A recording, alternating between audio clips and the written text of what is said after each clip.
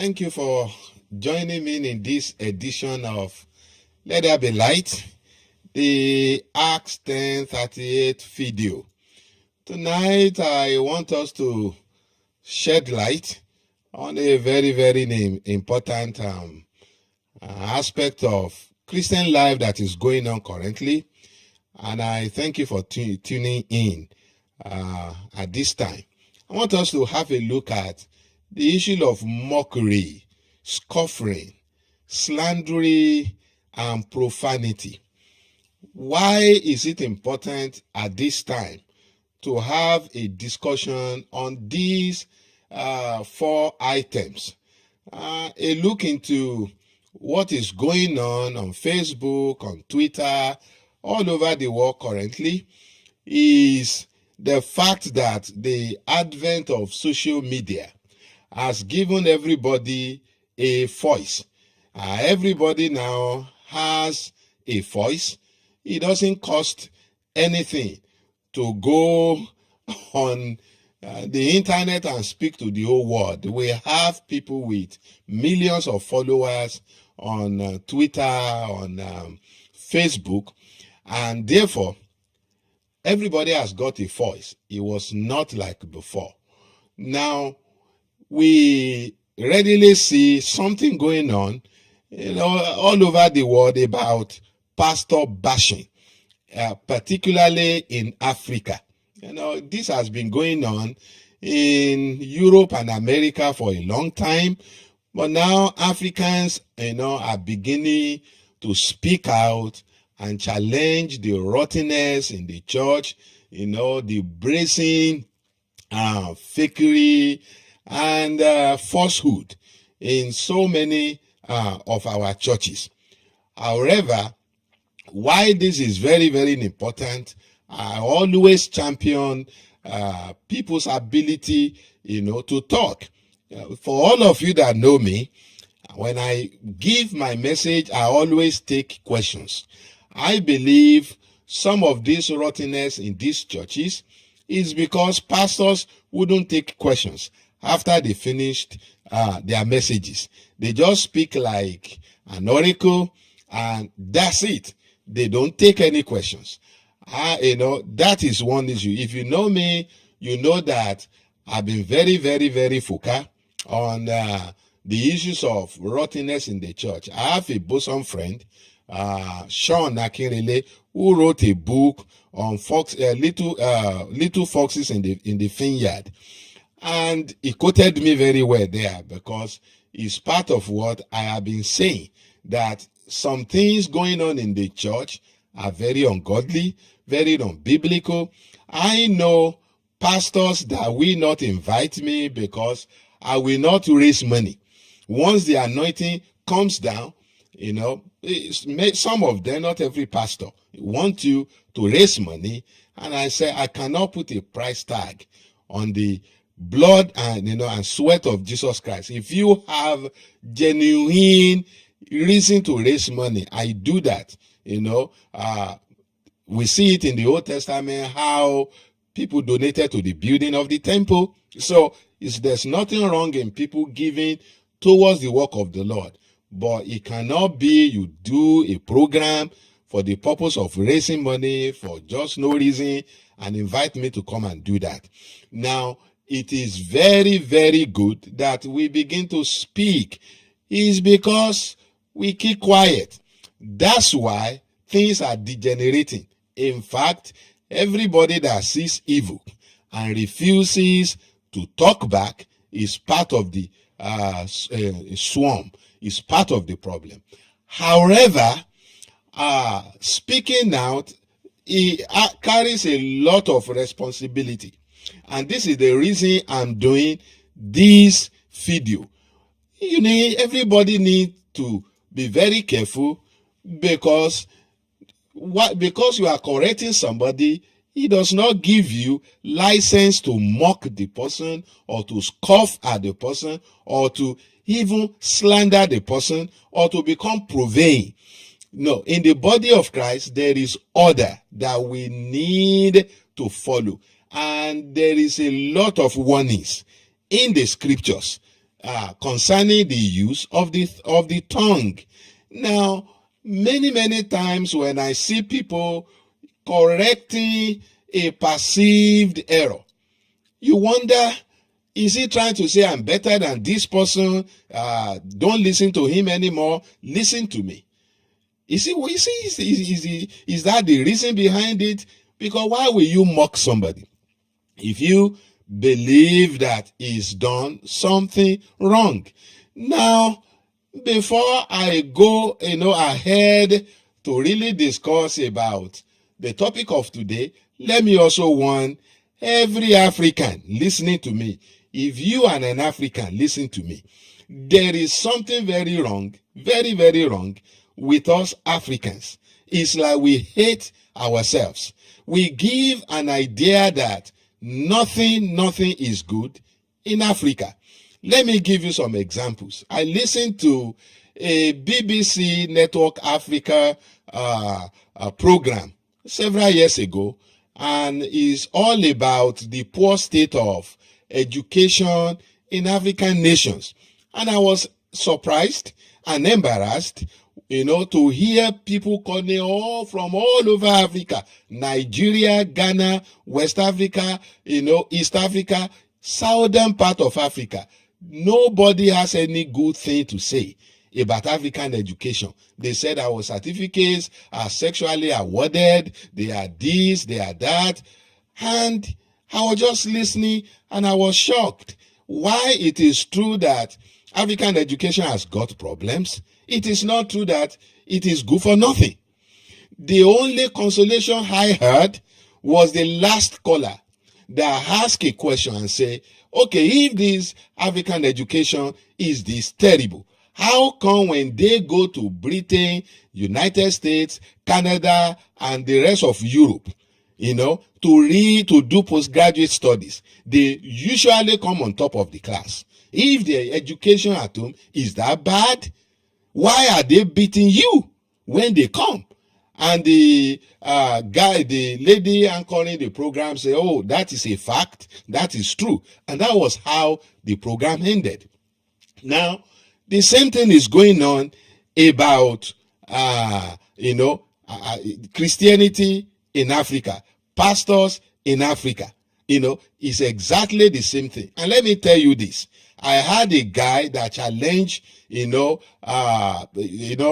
institution in the United Kingdom that they are discriminating against Nigerians because, from what I know, the last certificate, the last university degree recognized in Britain from Nigeria was 1992. If you graduate after 1992, I don't know if things have changed, you cannot use your certificate to work. Okay? Except you read more when you come to Britain. Somebody challenged them and they brought out the Nigerian newspapers. Say, it is not our doing. See what your newspapers say. They said your universities are just glorified secondary schools. These are exaggerations. Seriously, exaggerated. It is not true. Now, look at the pastors. I've listened and I'm very happy that people are talking. Don't get me wrong. If you watch my videos, I have my own style. I will not call anybody by name. And, I'm not saying it's wrong to do so. Everybody has his own method. But I don't want, to damage anything. I just believe we can correct our errors without, conning people and abusing them and denigrating them. Now, recently, quite a lot of people have been talking about pastors in Nigeria, in Africa, and I was really, really surprised, because I could see 3 errors in what is going on. Number 1 error is this: the impression that every pastor is corrupt is in fact, it is a lie. It's slanderous. Now, every Nigerian pastor is corrupt is not correct. Because of all you've been seeing on the internet, I've not seen a single pastor from the Foursquare, Gospel Church of Nigeria being criticized, or from the Assemblies of God Church. We have wonderful pastors, in Nigeria, denominations that are very serious about their quality. So that is number one. I've heard somebody, a very important minister, say, oh, and this is common in Nigeria. This is common in Nigeria. This is, in fact, this is happening in all the churches. Come on. That is slanderous. That is slander. And the Lord had people that have worked very hard in Nigeria and are still working. You may not know their name. They are there. Always fasting, always praying. They don't have anything. They don't preach even. They don't even talk about prosperity. And I know what I'm saying, because unlike some people criticizing Nigeria from abroad, I grew up in Nigeria. So that is number one error. Number two error, the second error that is going on is this. You can't just bring videos of ministers that we don't even know their pedigree. They just come up and say this is what is happening in Nigeria. Now, here in the United States of America, we have worse churches. And we have very wonderful churches. There, you always get, it may be smaller in comparison, in comparison, there is no nation, okay, that God, does not have some genuine, children in that place. In New York here, we have nude churches. I mean, you come inside as naked as you were born. No bra for ladies, no underpants. As naked, both old and young. So, will it be right for me to say, hey, see what is going on in America? They are now even going to church naked. Okay, there is the Church of Satan in America. They use black candles and they lit it upside down. Is it correct for me to just say, hey, look at this, look at them. They are even worshiping Satan in the churches in America? Come on. When we criticize, we can only hold people to the standard that they, profess. That is one basic issue. There are fake churches and there are false, churches. They are different. Fake church, they come out and say, this is what we believe in. They practice extra biblical stuff. They profess it, they come out. When you criticize them, you have to state it that when these are not genuine churches, these are syncretic churches. They don't practice the Bible, or they add some things to it. Everybody knows. Will it be correct for anybody to pick on the white garment churches in Nigeria and show video and say, do you see what they are doing? This is what Nigerian pastors are doing. Do you see they are wearing white stuff? Everybody will say, but why are you criticizing them? They don't hide, they don't hide their belief that, that is their own practices. So if you are criticizing evangelical churches, say so. If you are criticizing Pentecostal churches, say so. If you are criticizing syncretic churches, say so. It is erroneous to lump everybody together, muddy the water, and describe everybody as doing that. That is what we do to ourselves in Africa. We never say the good aspect of of ourselves. It is always that we're not good, we're bad, we're doing it wrong. Yeah, people are doing that, they are doing it wrong. You get that all over the world. But we have wonderful churches. Like I said, I've never seen anybody come up with a video of a Foursquare pastor in Nigeria, or an Assembly of God pastor in Nigeria. And this is not to say that they wouldn't have any Judas in their midst. But by and large, You understand? These are churches that are very, peculiar about their quality. There is serious quality control.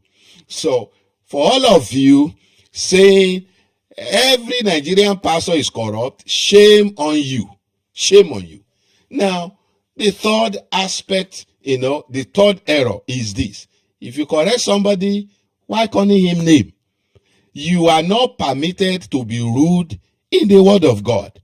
Okay? You are not permitted to be more Catholic than the Pope. We've seen people corrected in the Bible. Okay? When you correct people, you dwell on the issues. But calling them names, psychopath, and that's a pastor. My feeling is if he's a psychopath, then it's ungodly to criticize him. He needs treatment, not mocking. So today, I just want us to look at it. I want us to continue to point out what is wrong in the church.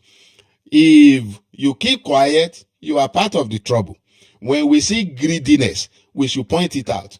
Your loyalty must be to Jesus Christ, not to any man of God, no matter how great he is. Nobody can be greater than God, than Jesus Christ. In fact, if you are not on God's side, you are not great at all. The problem we have in Africa majorly is that we worship leaders. We worship leaders. Whatever the leader does is final. You grumble behind, but you don't talk. That is what has degenerated the churches. It is time has come. It is high time we had started to point out errors, but not rebelliously, not rudely, not arrogantly, not to project ourselves as better than the people we are correcting, because God never, called people that are perfect, that knows how to do everything. Every man of God, including you correcting. Speak 5 minutes, we can pick heresies in what you are saying. Damnable heresies. That if you face people that know the Bible, you'll be ashamed of yourself that what you are saying is not correct. He's wrong. So, correcting people must be done in love. You must be firm. You must be specific. You must be a strict, definer. You must define what you are saying and not just lump everything together. Every syncretic pastor, every magician that has started church, you bring them up and say, this is what is going on. No way. That is not how to correct it. Because if you say you are talking about church generally, what will you say? Evangelicals, if you watch what goes on in the Catholic Church, in which they made image of Mary and bow to that image right inside the church. Is that biblical? But if you say it, everybody say, well, it's Catholic Church, is their doctrine. So it's just better, you can't just lump all the churches together. That is not how, to do it. If you do it that way, you give a very terrible impression. And I noticed that the people are becoming rebellious because of the way this correction is being done. People say, hey, I will not go to church again. People become very, very abusive in some of these, people correcting everybody. If you say anything contrary, they will abuse you and hand you, if they will say, if you don't belong here, get out. If you don't, they are very, very angry and rebellious. But what does the Bible say? I want us to have a look at some things the Bible says. In 1 Thessalonians 5:19, it says, do not quench the spirit, do not despise prophecies, test all things, hold fast, what is good, abstain from, from every form of evil. Correcting people, you must be very careful. You can't just say, hey, somebody said this. You have not confirmed it. He may not give you all the details. He may not say it well. That does not make it a lie. You need to do your research. Criticizing the people you have not talked to, you have not, endeavor to even find out, what's going on is dangerous, because you may be very, very wrong. In fact, the argument that because every pastor is doing it, that is why you did not talk to the ones that you know is erroneous. The Bible says you should be your brother's keeper. If I know you and you are doing something wrong, the onus is on me to, come to you and say, hey, this thing is wrong. For me to go, on air and be criticizing you when I can talk to you, I've not done that, is very erroneous. It makes it suspicious. What is your intention? So, the Bible says we have to verify in what I've just said and hold on to that which is good. You can't just, rise up and you don't know the story behind the story. Many times there's a story behind the story. In any case, let's continue to speak out. This is an encouragement to do it right. This is not an encouragement to stop it. No. I believe when everybody begin to talk, leaders will sit up, but when we don't talk, they have the courage to do anything they like. Now, freedom of speech, freedom to live, I think is about the greatest gift apart from salvation on this planet. The freedom. I will rather live in a poor nation without any amenities whatsoever, but with freedom, than to live in a nation that is well developed and I don't have freedom. We need to thank God for freedom. However, with true freedom comes responsibilities and consequences.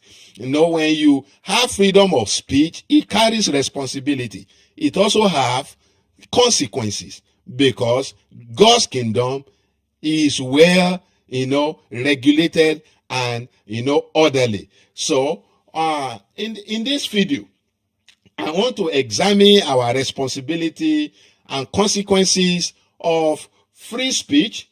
Okay, we need to do that. Now, the pastor bashing centers, around money. And I tell you, I am very, very, very disturbed about what is going on, the way, men of God brazenly and wantonly, recklessly, raise money and squander it is disgraceful. So, that's right. Power. We have people who become power hungry. Nobody can challenge anything they do. Whatever they do is right. They can do no wrong. This is not what Jesus said. This is not his method. The apostles did not do that.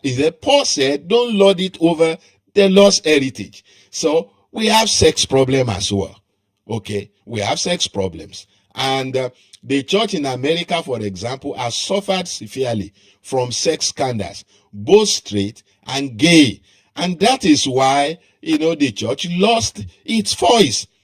And it's all over the world. Pastors are human beings.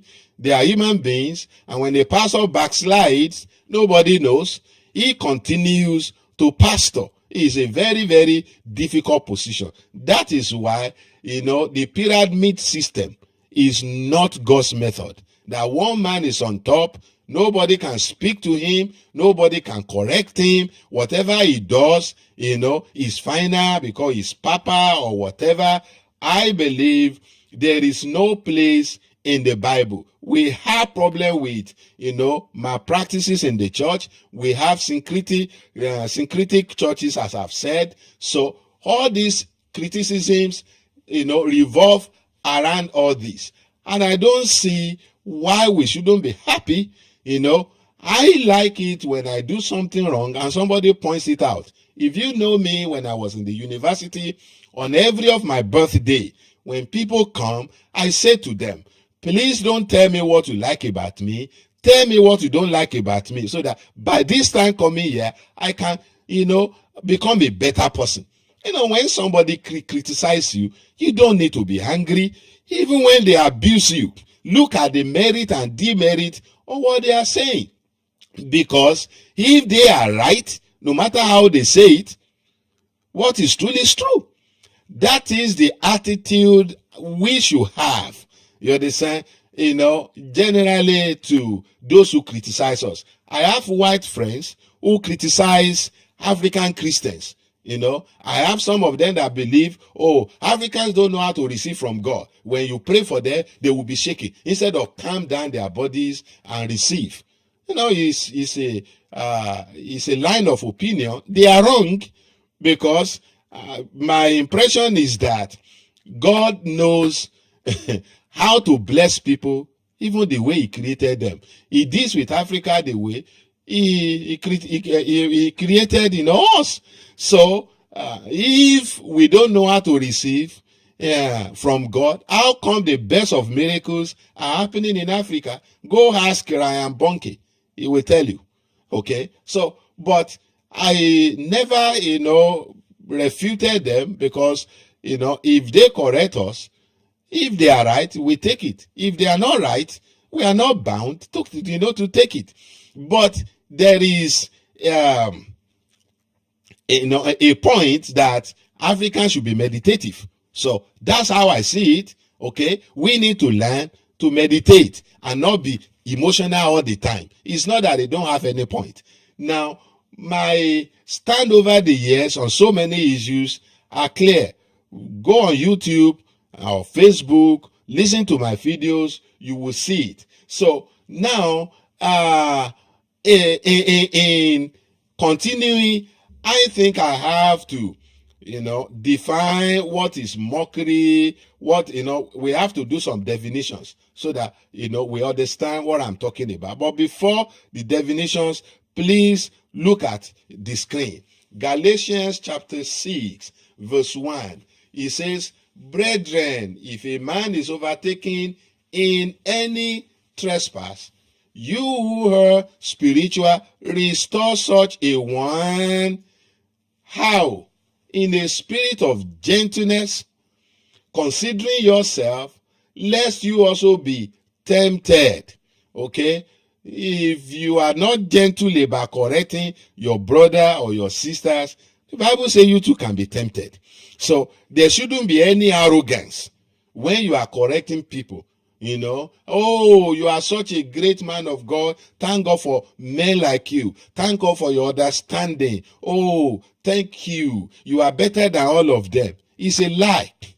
It's a brutal lie. Don't fall for it. Don't be arrogant while you correct others. It's very important. Psalm 1 verse 1 gave us powerful warnings. He said, blessed is the man who walks not in the counsel of the ungodly, nor stands in the path of sinners, nor sits in the seat of the scornful. Scorning people, mocking people is not godly. It's not what you should do. So let's have some definitions. What is mocking? What is scoffing?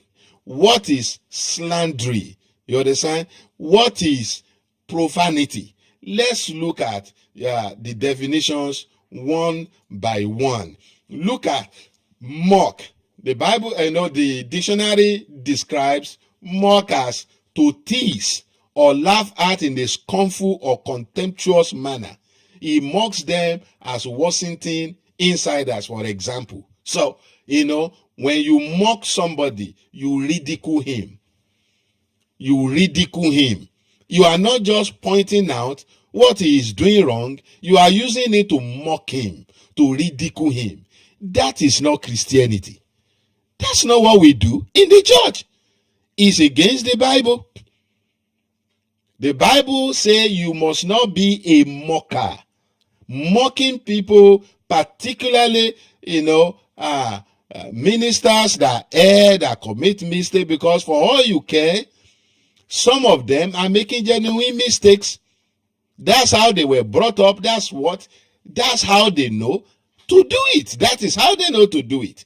That does not absolve them, because ignorance is not an excuse. I get that. But at the same time, you understand, God knows them more than you do. So while correcting them, don't mock them. It's important you know that. Scoff. He says, speak to someone about something in a scornfully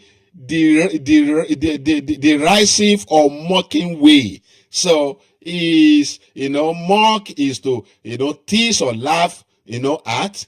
Scoff is to speak to someone or about something in a scornful way. So they are very close. Scoffers. The Bible says a lot about, scoffers. So, we will see this, in this video. We will discuss all this in this video. Now, look at the screen. Slander. Make false and damaging statements about someone. To lie about someone. To say something that is not true about someone. Profanity. Irreligious or irreverent behavior, lack of respect for spiritual things is what we call profanity. The Bible says Esau is profane.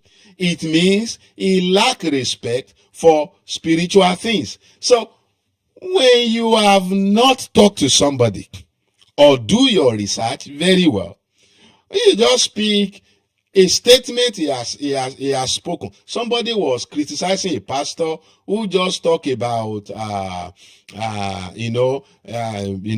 the Lord will heal you today, the Lord will do miracle and all those things. And I brought an envelope and say, okay, remember to give your offering. He said, do you see? Immediately he talked about miracles. He asked people to give. That is, I watch it and I say, well, this is ridiculous.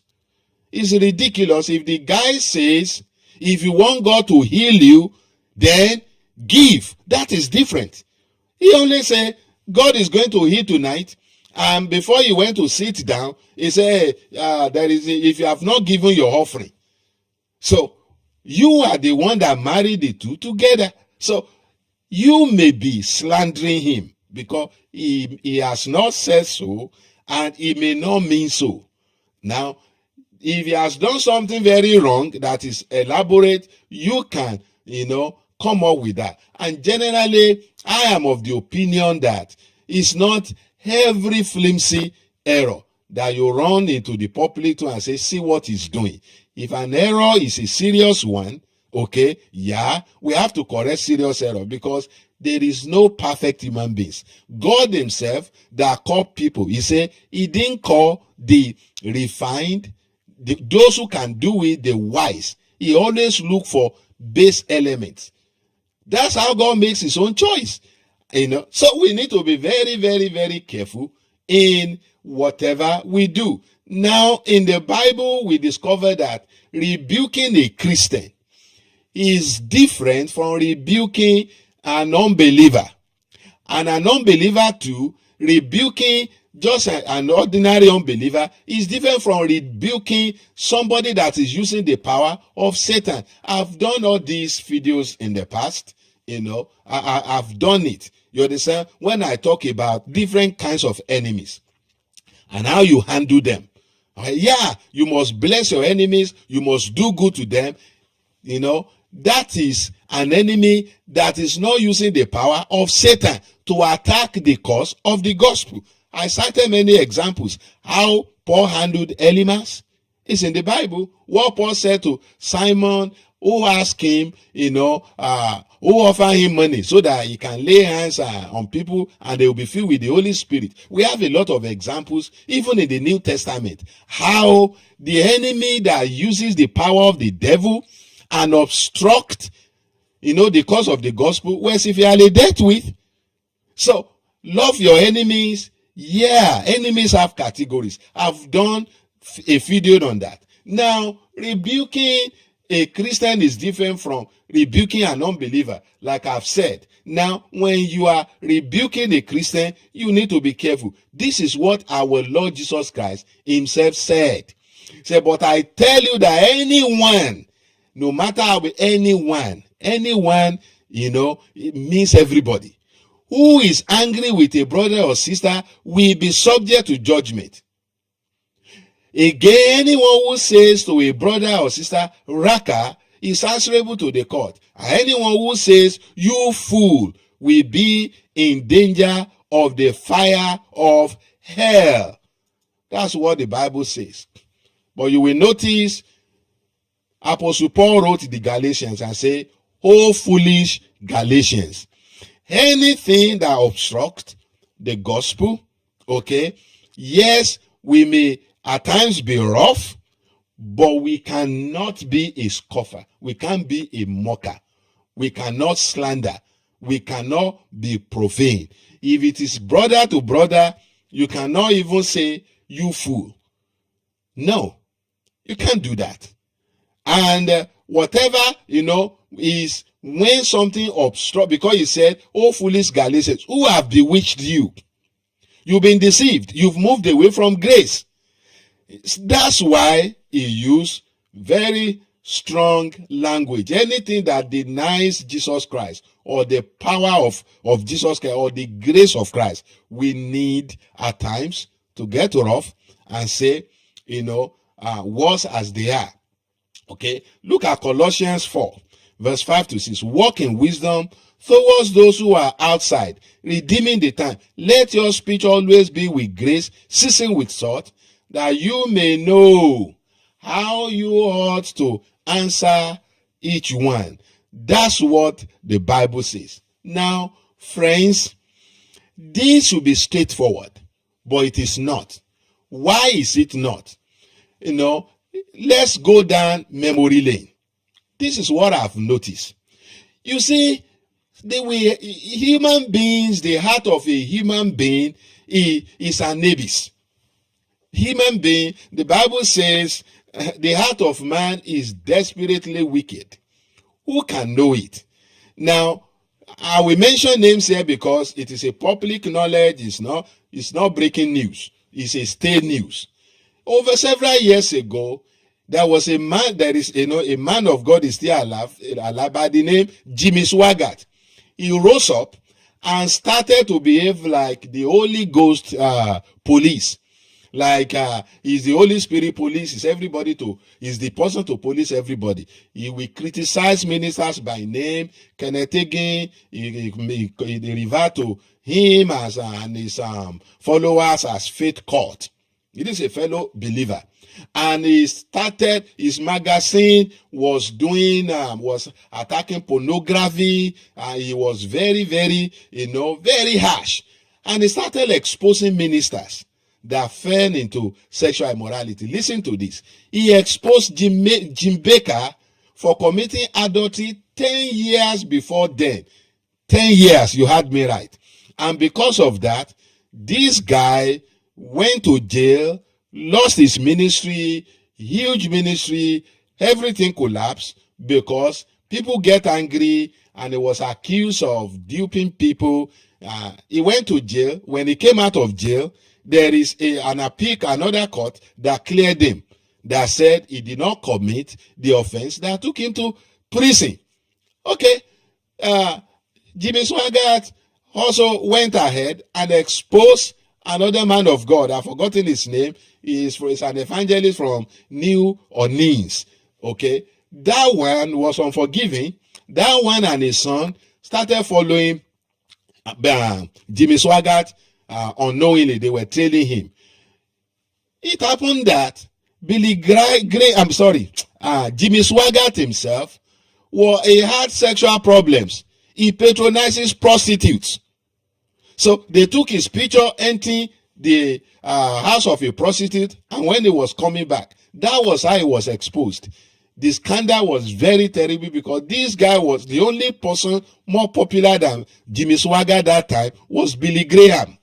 He was preaching to 49 states out of the 50 states of America. He was reaching the whole world, preaching through satellite. And this was the only guy exposing everybody. Now, what I want you to know, beloved, is that some people that are always abusing other ministers is because they are covering up their own weakness. At times, those who talk too much about immorality, they are committing immorality. They are just using it as a facade. That is human being. History has shown that. that we have a lot of ministers that do that. So what is your motive? What is your intent? By calling people by name and painting them. If you investigate their history as well, you will likely see terrible scandal. And somebody that is moving from one scandal to the other, there is no smoke without fire. Except what? Except tear gas. Tear gas is only smoke you have without fire. So, friends, look at what the Bible says, James, in chapter 1, verse 19 to 20. Look at verse 20. Let's read everything. So then, my beloved brethren, let every man be swift to hear, slow to speak, slow to wrath, for the wrath of man does not produce the righteousness of God. There's something called holy anger. Yeah, I understand it. But the wrath of man, the Bible says, does not produce the righteousness of God.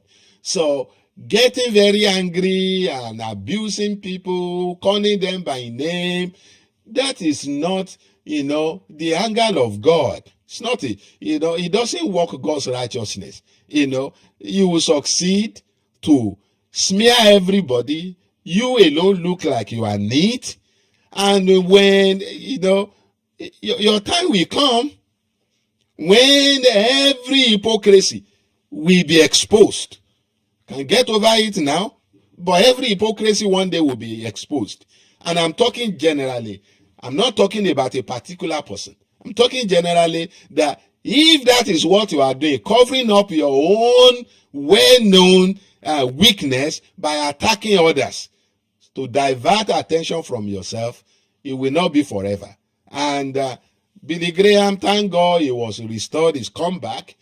He learned his lesson that it's better to walk in love than to walk in hatred. Now, let's look at a couple of scriptural passages as I begin to wind down. Luke 16, verse 14 to 15. Okay? The Pharisees were lovers of money. And Jesus said to them, and he said to them, you are those who justify yourselves before men, but God knows your hearts. For what is highly esteemed among men is an abomination in the sight of God. So you need to be very careful.